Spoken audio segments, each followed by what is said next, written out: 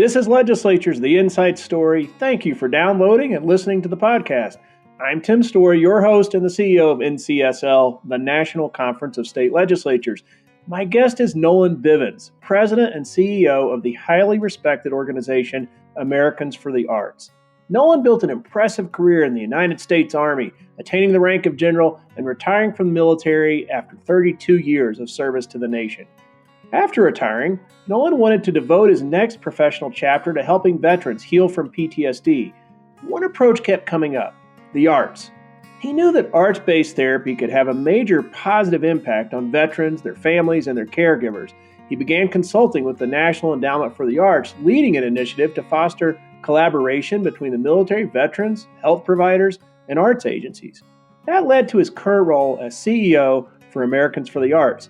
We're going to learn how a chemistry major in college from rural South Carolina developed a passion for arts and public service that brought him to his current position, leading the nation's premier organization dedicated to guaranteeing that all Americans have access to the transformative power of the arts. CEO and President of Americans for the Arts, Nolan Bivens. I've really been looking forward to this conversation for quite a while. So thank you for joining our podcast today.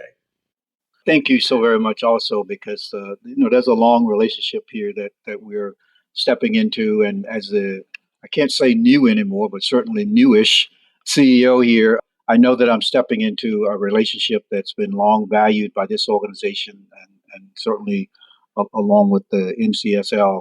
And I'm very proud to have that opportunity. I'm excited to have this conversation. And it's so important in the moments and times of what we're living now, but it's also important in terms of the value of what the arts has demonstrated through a very tough time of the nation. We know everything is state, everything is local.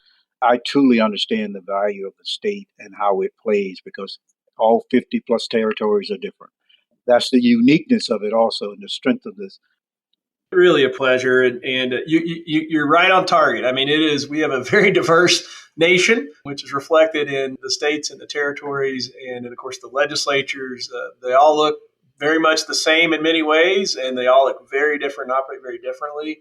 But at the end of the proverbial day, we're all Americans, right? So I love that is, part of the name of your organizations, Americans for the Arts. And so we're going to talk about that, but I really am delighted. So I appreciate you, Nolan, appreciate what you're doing. And let me ask you this. I want to just hear more about you, your background. Where are you from? And what do you think of as home? I call the Carolinas home. I specifically grew up in South Carolina, but that's a nuanced story too, because I went to school in South Carolina. I went to church in North Carolina. So go figure.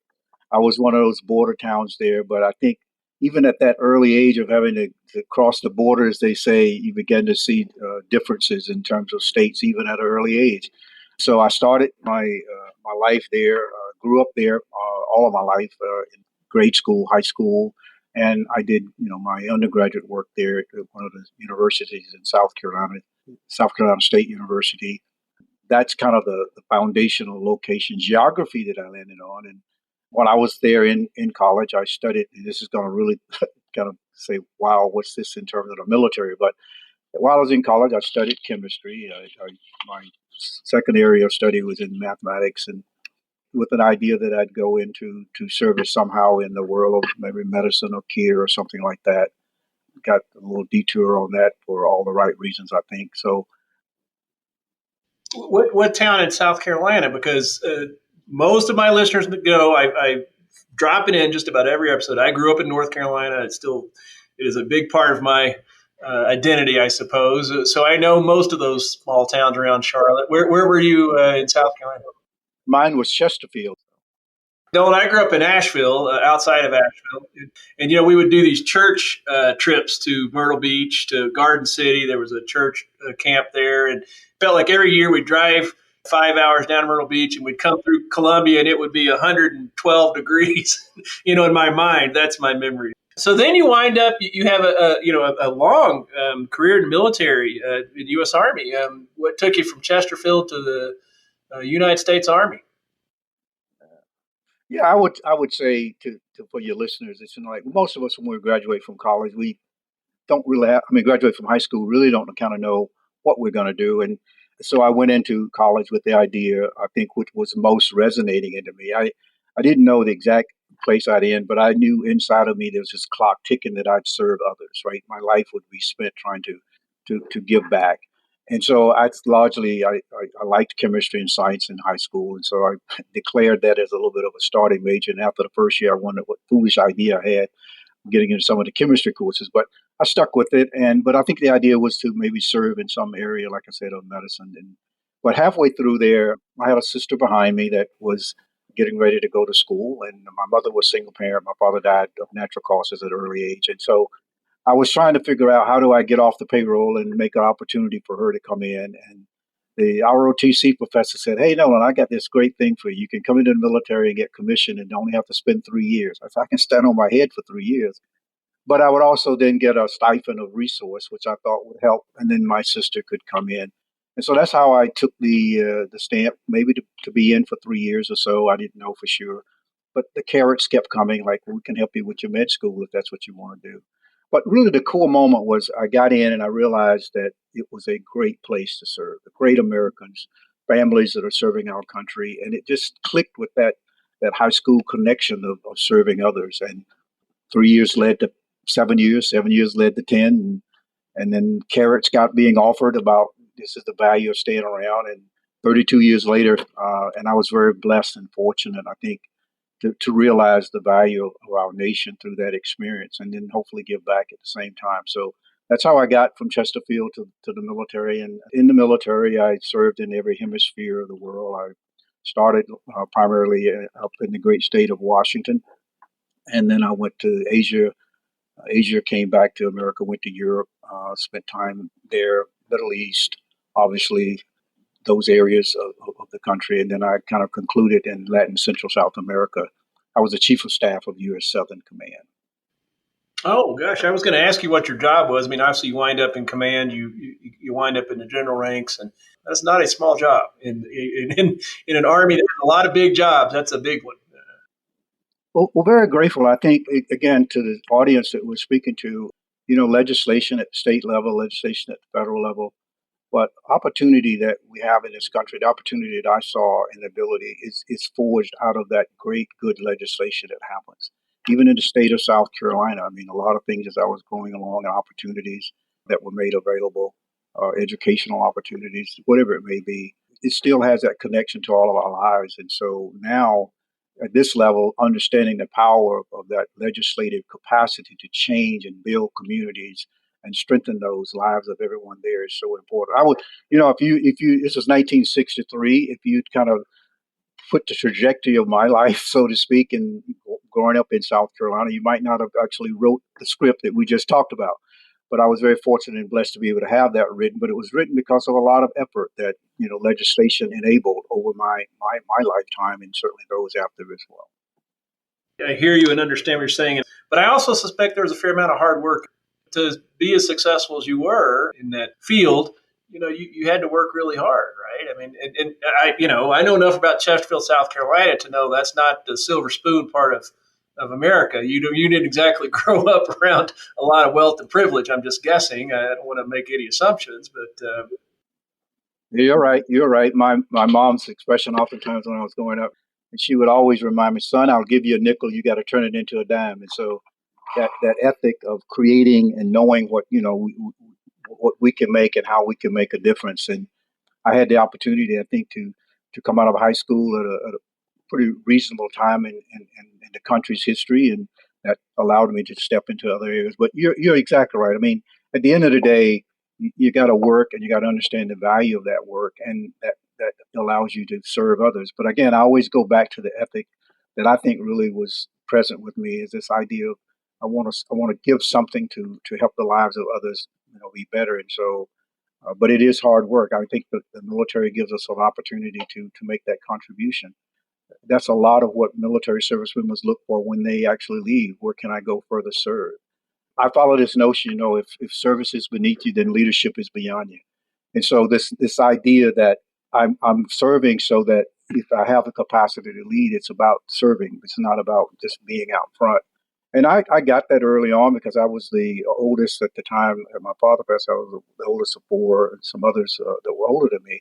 So I had to step into a little bit of a leadership aspect there and not make it all about me. As you can imagine, growing up, when you're young, you want to, it can be easily about me. But I saw a need and a service that I could even give right in my family to start with. And it's just kind of perpetuated. And I know being the CEO of Americans for the Arts now, and really having the ability to be around a lot of service organizations that are still doing good really is invigorating every day. I think that we can see a lot of stuff around us, but when I see nonprofits and other organizations, many like yours as well, that's working to still make it better, that's inspiring. It's not just what my organization only is doing, but how we do it collectively. And a lot of what I think I can offer most at the state legislative level is to be that voice alongside of those in the states that are advocating for things that are important for their state.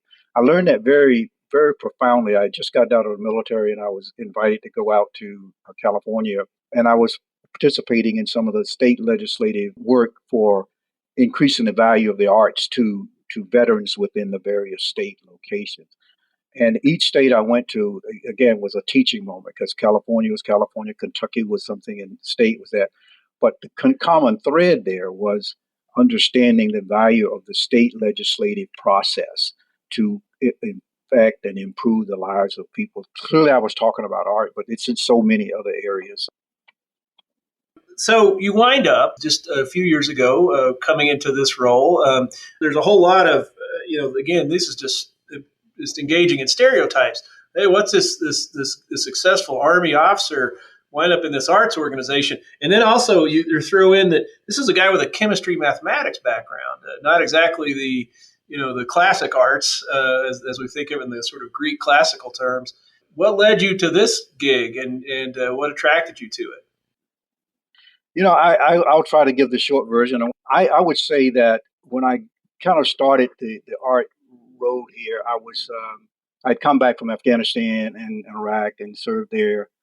And when I was coming back, I was a deputy commanding general at Fort Hood, Texas. We were training up to go back, and I went in for a regular hearing test as a part of the physical process. And at the end of it, the young technologist asked me if she could ask me a question. And she began to tell me the kind of the following story. She said, oftentimes when she would be doing a hearing test for a lot of servicemen and women, she'd get in the middle of it and she stopped getting responses from the sound booth, and she'd think it's a technical problem, so to speak. She'd look in this sound booth, and what she would see, and there oftentimes is young men and women crying and weeping. And so her point was, at first it disturbed her in the sense of why. And she said the reason that it's oftentimes happening is that quietness of the sound booth forces them to internalize a lot of the trauma and experiences they had, and they just had never dealt with it. They came back home, they walked through the airports, everybody said, thank you for your service. They had the parades. They were very appreciated in many ways, the opposite of what a lot of our Vietnam veterans experience. And so I'm very appreciative and thankful for that. But as she was telling that story, I realized as the deputy commander general, primary responsible for maneuver and training, that we possibly had young servicemen and women going back into multiple rotations of combat. While outside they looked physical, inside there was some stuff we needed to work with. And so I started looking for solutions, and not all of them were directly in my military kit bag. And so what I discovered was a lot of servicemen and women were taking advantage of the arts as a way to express and write and kind of deal with some of that trauma without having to disclose it publicly by going to the psych or the shrink, as most of them would say. And culturally, they did not want to be seen as weak or a weak leader. They wanted to go back. They didn't want to be seen as that. But that led to the bigger understanding that, as a force, we needed to understand how to deal with that. And so later on, then in retiring, the National Endowment for the Arts wanted to look at how to bring creative therapy into the clinical environment of a lot of our military installations. And that leads back to the states again, because the whole idea of that program was to make that connection around about 11 states across the country, from Alaska down to Florida. They asked me to come in and be a bit of a consultant, pro bono, however you want to call it, to help understand how to make that connection with the military communities. The short story now is that experience over a decade and a half really brought me into the infrastructure and understanding of the art and culture field as we talk about it. Because in that experience, I got to understand all of the local arts agency value to this country as well. It's at that community level, that local level, where someone is doing something of art and artistic and creativity value that's changing and bringing our country alive in a whole way. And then you look at the state level organizations that support it. Now you can make that connection over to the state legislature again, that are advocating for and also advancing the power of the arts. That's where the work is.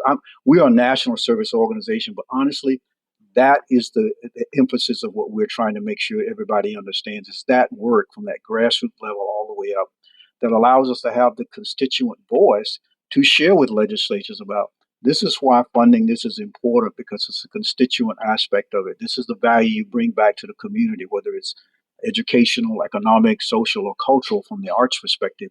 But this is why it's important to have that grassroots connection there.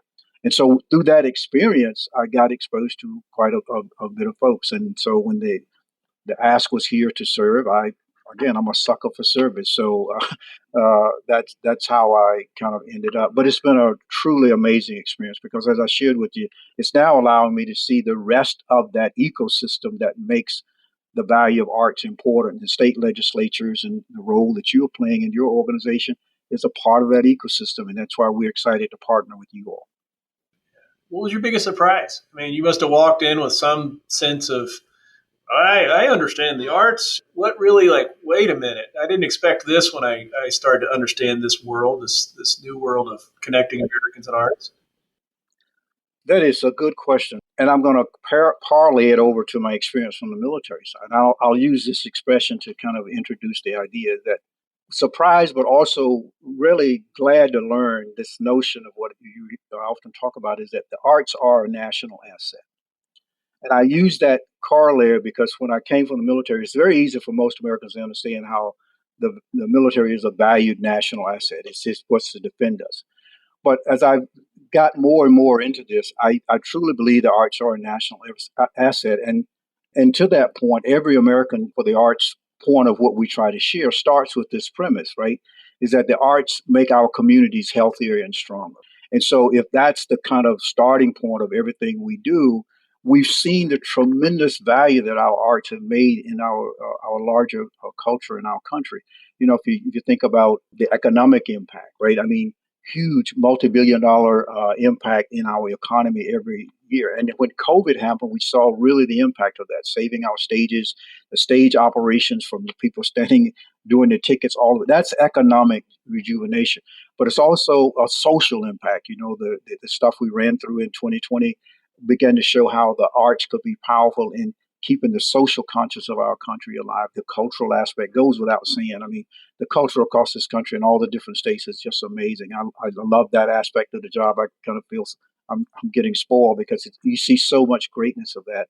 And then clearly the educational piece of it. I mean, without the arts, in fact, as a student of the science, I will tell you, I love the theater. Every moment I got, I was over into the theater looking at what was going on. And I was fascinated there because of the notion of seeing different leadership styles. And I think that was kind of my indication that I'd be in the military and didn't know it at that time. But the whole notion there is that I've seen that connection. And even in my military experience, a lot of folks may not realize that when you go overseas or you're traveling quite a bit, a lot of the work that we do in military diplomacy has a part of it. It centers in arts and culture. You'll go to a philharmonic orchestra event. You'll go to some cultural festival. We use those as mediums to build relationships with other services around the country. And that again goes back to that. So the arts really are making a wider and deeper contribution. And I think that leads me to say to your point about surprise, that yeah, I can say now very confidently that the arts are a national asset. And now as we come out of COVID from a health perspective, we see how it's contributed to everybody getting out of their COVID caves, as I often say. It brought us back and it's coming back slowly. And I'm really grateful for state and federal legislatures that saw that and put the money there to help those things stay alive. Because as we come out of this now, it gives us a sense of reconnecting. And again, it may seem small, but as a nation, the fabric of art that allows us to come together and do that is so important at this moment in history when we're experiencing something that is 100-year-old kind of a reality. So what happens next? Where do you go? What's your vision now for arts in the United States as well as the organization itself? as a nation, what we really need to do is kind of step back and kind of recognize, just like science, technology, engineering, all these other components of what goes to make the country great in a very desperate time of our country. It's not like, some of the major wars and conflicts we've had, but we did see the ability of our arts and service and cultural sector to help us at a very critical time. I would hope that we would not lose that awareness. This is sort of like, to me, like 100-year-old kind of lesson. We know that now it is so impactful for us to consider the arts as a way to help us heal, mend, and get out of some very difficult situations, but also to sustain us in a good quality, well-being way of life. I wouldn't want us to kind of lose that generic cultural reality that I think has been brought out of this. I think there's another aspect that, and it's in very kind of legislative related, but I have really been able to see how, from a bipartisan way, the country has kind of come together, and I'd like to see that move really forward when it comes to the arts. A lot of the legislative successes we had in getting the funding and the resources to help the artists and the organizations that, just like everybody else, was suffering, we got that only because of bipartisan work, right? And it was a fundamental lesson to me that in this time we were able to come together to see the value of that. And state legislatures did that really in a lot of great ways. And I think if we can keep that as well, I think it will be a great opportunity going forward. For the organization, in terms of vision and strategy, I think the term that you will hear me, well, first of all, I think the vision is to continue to strengthen the power of the arts at the community level, because the value of the arts is truly at the community level. To do that, it's very critical that we do what I call equitable advocacy. So, to me, the key driving way of what Americans for the Arts wants to do is to make sure we strengthen the value of the arts in our local communities, but we want to do that through an equitable advocacy. And that starts all the way from the federal all the way down to the local level. And core to that, the foundation, cornerstone of that, is the engagement with our local arts agencies that are at that community level, making them a more viable part and component of that infrastructure at the community level that's changing, the economic realities, the social, the cultural, and the educational. I keep coming back to that as well. And so we want to be focused to help those local organizations. And then as we do that, we keep that grassroots that helps the state advocacy, that helps the state level, and then we can kind of continue to do it at the federal level. And I don't want to forget the territories as well, because that's a visionary aspect of what I have, because as an organization, we need to continue to grow and expand in those equitably, because that's a component of equity, right? If you're not looking at everybody's part of the nation, then that's not as equitable as it could be. But I think the a key aspect of the future, this is kind of a little thought leadership idea of what mine is, that when creativity is at the center of what we're talking about, whether it's art, whether it's science, whether it's even business, right? Creativity is that engine out of which all of those things really, really become better for us. The whole idea you heard about early on, people often talk about the whole endeavor of going to the moonshot idea. It unleashed creativity in so many sectors. I was thinking about the fact that the arts, creativity, Americans for. I mean, these are such giant concepts.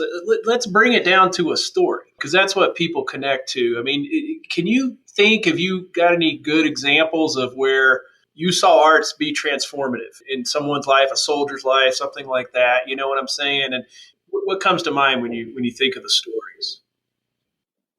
I will tell you the story. The one that comes to mind as you asked the question was, I was in Alaska as a part of that work I was doing with the National Endowment for the Arts. And we were looking and participating in one of the local arts agencies that was doing work in the community there. And they had a particular program that they were using veterans, for example, who would come back and they were part of the community. And they had a program there that they'd come in and they'd give them an opportunity to learn how to bend steel, right? Forging, the high heat metallurgical realities. One of the veterans there was working in the lab, and he and I struck up a conversation. And I said, well, what makes this interesting to you? Why is this? Why are you here? Like, the question of why is it of value? And he looked at me and he said, sir, I come out of my conflict experience, and a lot of times, when I looked at my hands, because that's what we use mostly in our lives, he said, I began to have this feeling that my hands were tools of destruction, and he said I knew I was part of an organization that was defending democracy, and I get all of that. He said, but just at a personal level, I still have that connection. And he said, but when I come to this high heated metallurgical experience here, and I come back and I bend something and I shape it into something, he said, then what I get to do, and I look at my hands then, is I see myself as having created something. And he said that is very helpful for me in balancing that. I can see my hands as tools to create. So I talk about that as an example of transformative, but I want to picture it to the future. I think we can be transformative even more as we go forward, because when I think of that, I think about Sandy Hook. I think about places where we've had significant experiences of trauma. And those kids who were in the first grade now are in the 12th grade graduating, going to college. And what we know about trauma, and I know this from my combat experience, is that trauma is triggered at times of change, right? We're going from a familiar to an unfamiliar. And a lot of the young 6-year-olds that experienced trauma, they went back to a home of and hugs and loves. Unfortunately, for those who may have lost their lives, my respect for that. But those who did survive, the families hugged them even tighter because they recognized the danger associated with it. But if they start going to college and they get into these new points of separation, that may trigger trauma. So our communities need to be available to use art again, as well as the clinical, to support that transition for civilians in general. The military was my conduit into it, but I see it now at much more broader because trauma is all over us. The second thing we know is that the next pandemic in our country will not be obesity; it's going to be loneliness. We're living longer. That's the good news, but we're living alone. We're living longer alone, and so that loneliness now is a great avenue for art because people are getting second careers sometimes, learning how to write. It's changing that in terms of our lives. And so I think that same triggering for the opportunity towards the future. And so from a legislative perspective, we can continue to make that investment. And that's the way I like to think of it, is that just like we're making investments in so many things, it has to be prioritized. I get that. I'm an old military guy. I know you don't ever have enough of a resource. So you prioritize. But this is a fundamental area where I think it is a national asset that can help us be better and help us grow into the nation that we're still happening.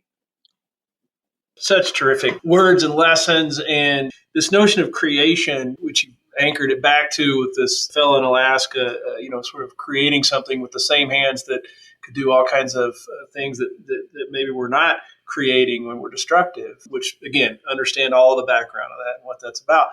Trying to tie it back again to our legislative folks, be they the legislative staff, legislators, and how they are creating the future in many ways and thinking about how it extends beyond in this transformation aspect and maybe bring some art into that, the actual day-to-day of legislatures because of its transformative power. That's what I'm getting at. And you said the trauma and I have a friend who's a neuroscientist of some regard. And he says they're starting to understand that the pandemic was in many ways a mass trauma at the greatest scale. You referenced Sandy Hook, and of course there are the traumas that we're familiar with because they make the headlines. But what we also know is that the 335 million Americans and the 8 billion people in the world, trauma is much closer and seems more prevalent than certainly any of us have known in our lifetimes, except for people who have really been in these situations like being on the front lines in Baghdad, Afghanistan, that kind of thing. What I'm getting at, the whole nation has been through a trauma, right? And this is a time where the arts can just really, be elevated in a way that sort of brings us back to a new future. And your words are the words of wisdom there, because it's the collective, and that's why I really talk about community, because that's the common unity that we have. There's two words in community, right? The common unity that we have is within our communities. And I think to your point is that that's where we look around for those things that make us feel common with each other. And art is certainly one of those areas that we do that. And I think to the legislative aspect of it is they are creating the future, right? I know sometimes, you can when I was in the Pentagon, you can walk the hallways, and in the day-to-day work, you can kind of think, oh, it's just mundane. But every time you could squeeze a little bit of resource to go over here to help this, you're also creating that future that we need. And we see the need of that so fundamentally. It might sound trite, but I think that we are so awash in trauma as certainly a country, really as a world now, that we don't even know it is trauma anymore, right? Because it's so common to us. And so that's where I think we need that same ingredient in our culture that is so present with us, that is the counterbalance to that, right? And that's what, art, whether it's a musical piece or whether it's just sitting with a 6-year-old grade kid and they're scratching something on a piece of paper, but for them that's art because it's causing them to be in a space away from the trauma, which is so important, I think, in what we do. And it's so natural and organic. That's one of the things that the experience in the military taught me, is that folks want to be kind of thoughtful about how they are healing. They don't want to surrender this necessarily over to some clinical aspect only. They know the value of that, and I certainly compliment that. It's really critical. From a military perspective, young men and women want to kind of feel like they're in charge. Well, if you're 60, 70, 80 years old, you still want to feel like you're kind of in charge, like I can do this by my own choice and my own, effort. And that's still a part of what an American way. We like to do that in our own ways. Well, something we talk a lot about at NCSL and I on this podcast with folks, what brings us together. There's so many forces arrayed, including the prevalence of smartphones and social medias and apps and all of this stuff. They're just putting us into boxes, putting us into our independent lanes and our echo chambers. And so we're always talking about bringing things together, common unity. And what I know is that it's still very prevalent, but we better be on guard about it because you can see it fraying. And so your message is as valuable as any I've heard in this format. So I'm incredibly grateful. What a joy to have this conversation with you, Nolan. I true pleasure. Thank you, and again to those great legislators out there. Keep toiling in what might seem to be the salt pits, but you're doing great work, and I value each and every one of you, and I'm thankful so much for what your organization does, and I'm excited about the continued partnership. Thank you so very much. I've been talking with Nolan Bivens, CEO of Americans for the Arts. Thank you for joining us on this episode of Legislatures, the Inside Story, brought to you by the National Conference of State Legislatures. You can check out all the podcasts from the National Conference of State Legislatures by searching for NCSL Podcasts wherever you get your podcasts. Tim Story, NCSL's CEO, hosts Legislatures, the Inside Story, where he focuses on leadership and legislatures. The Our American States podcast dives into some of the most challenging public policy issues facing legislators. On Across the Aisle, host Kelly Griffin tells stories of bipartisanship. Also check out our special series, Building Democracy, on the history of legislatures.